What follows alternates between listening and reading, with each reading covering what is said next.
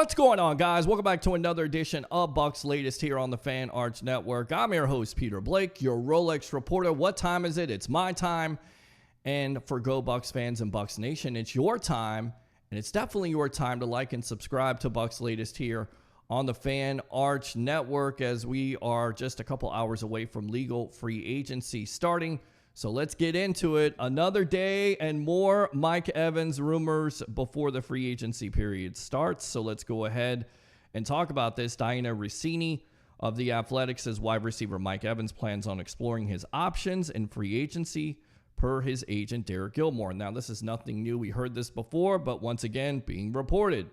The Buccaneers franchise leader in receiving yards and touchdowns, Evans will see what the market holds before making a decision on his future. Now, this from Jeremy Fowler of ESPN. He says the Tampa Bay Buccaneers remain aggressive in attempting to re-sign Mike Evans. Buffalo would have been an ideal fit for Evans before the DJ Moore trade occupied some of its available cash. Now, the Commanders could emerge as a sleeper for Evans. Remember, he wants a quarterback and targets. Tampa remains a good spot with Evans, but is not a lock to sign him. Once again, that's Jeremy Fowler of ESPN. This report late Sunday night, we'll definitely get into this. It says Mike Evans' career as a Tampa Bay Buccaneer is over, according to insider Jonathan Jones of CBSSports.com. The Buccaneers have wanted to keep him. I think there's a possibility that if Mike Evans gets offered somewhere, that he could take that offer back to Tampa and say, hey, what do you want here? Sounds kind of familiar, doesn't it? Yes, it does. But according to multiple sources that I've spoken to, for all intents and purposes, Mike Evans' career as a Tampa Bay Buccaneer until he signs a one-day contract to retire as a Tampa Bay Buccaneer is over. He will be playing somewhere else in 2026 and perhaps beyond. Jones continues to say it's interesting because they had this dance a couple years ago and folks with Tampa Bay felt encouraged that they would be able to get a deal done.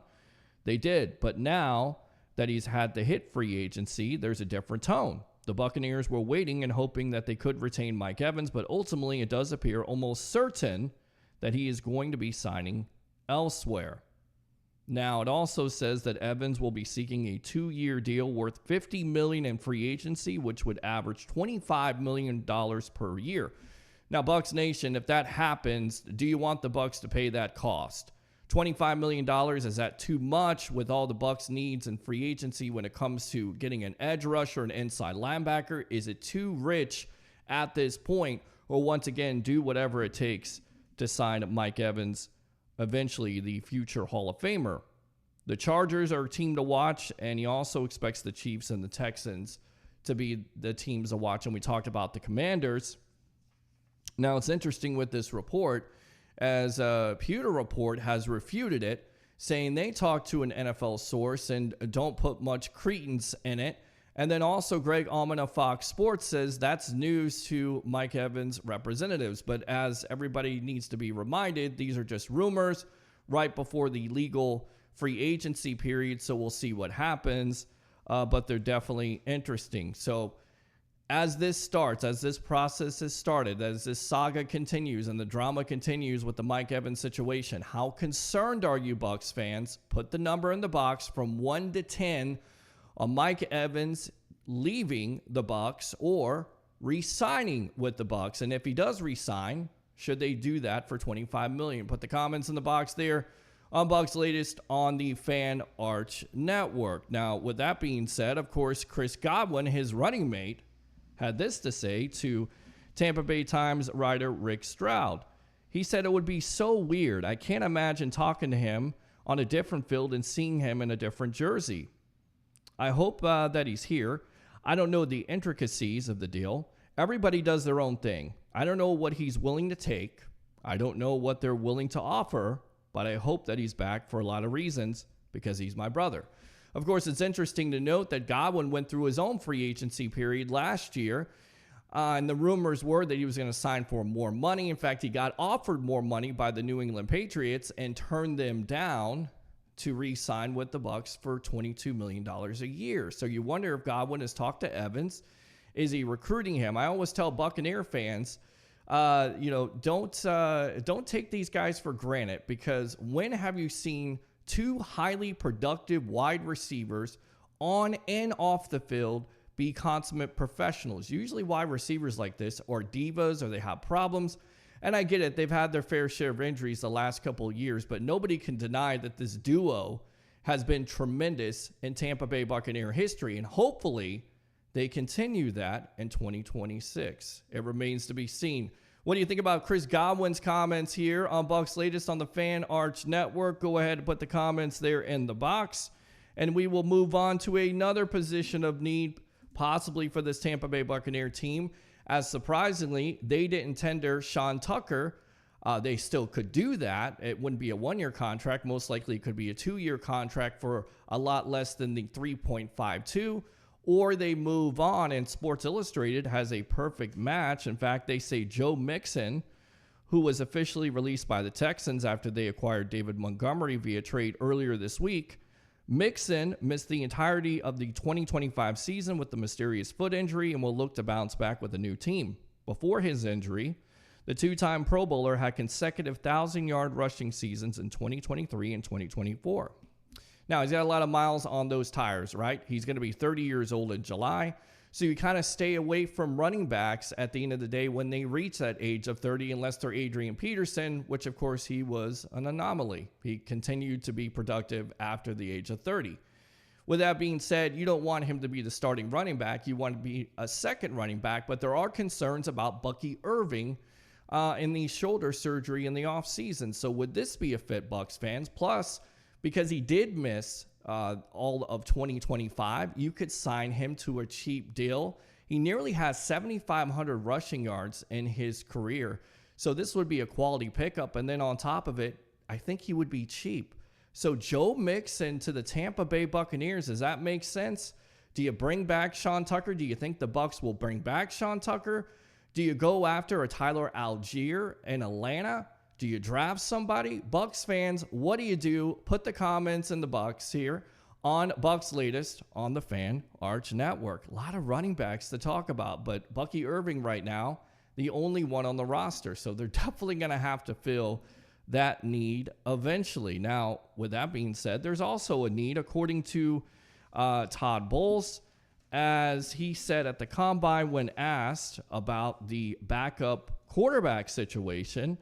He said, we feel like we need a backup quarterback. Obviously, we got to see what's out there. There's plenty out there right now. There's a lot of balls in the air, so we just got to see how it unfolds. That's not necessarily the best. The best thing for Teddy Bridgewater is he was the backup last year. It's not a vote of confidence, if you will, for Bridgewater. It certainly seems like the Bucs want to move on from him, as he was very disappointing when he got a chance to play. And then you have to consider Baker Mayfield played the majority of the season, hurt especially the second half of the year. Did the Bucs do that on purpose? Well, most likely they did, because he gives them the best chance to win, and also because they didn't have confidence in their backup quarterback situation. Now, we didn't talk about this, but they did re-sign their quarterback Connor Bazelak to a 1-year deal worth $1 million. He enters his second year in the league. Of course, it secures him for an exclusive rights free agent, ensuring that he remains in the Bucs' plans. That's interesting.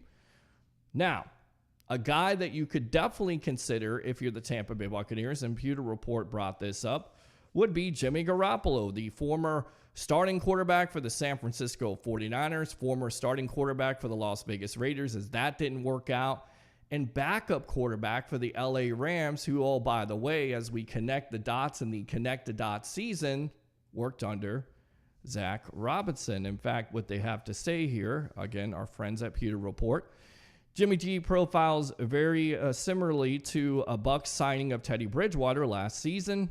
In terms of experience, he has played in 85 games, starting 64 of them with an impressive 43-21 record. Garoppolo has thrown for 15,828 yards and 96 touchdowns to 52 interceptions. He also owns a 4-2 playoff record, although that came with a spotty play during critical moments in San Francisco. Once again, he stayed on the West Coast ever since moving on to the Raiders in 2023. His stint in Las Vegas did not work out. What quarterback ever works out with the Raiders. As Geno Smith last year, he's a free agent. As Garoppolo was benched after 6 starts while head coach Josh McDaniels was fired midway through the season. The failed experiment led to him signing with the Rams for the 2024 season. For that reason, bringing him on board makes him a fit for the Bucs offensive coordinator Zach Robinson's offense, as Garoppolo has a crash course within a similar scheme. Makes sense. Again, he's not going to be your starting quarterback, but if Baker Mayfield goes down, and knock on wood, hopefully he doesn't go down with an injury, because where Mayfield goes, this offense goes. But of course, if Baker Mayfield gets hurt, you're not afraid to bench him for somebody that once again has proven to be able to win games in those critical situations, who can be a DLG quarterback, which means a don't lose the game quarterback that won't lose it for you, that won't turn over the ball, that will be able to make the throws to the weapons on this team. And the projection is 1 year, $3 million. A 1 year, $3 million contract for a backup quarterback that you can depend on if Mayfield gets hurt is a steal. So what do you think, Bucs fans? Jimmy G to the Tampa Bay Buccaneers and free agency? Put the comments there in the box. We'll wrap it up right there here on Bucs Latest on the Fan Arch Network. I'm your host, Peter Blake, your Rolex reporter. What time is it? It's my time. And for Bucs Nation and Go Bucs fans, it's your time, free agency time. We'll see you next time on Bucs Latest on the Fan Arch Network. As we always say on this show, Go Bucs.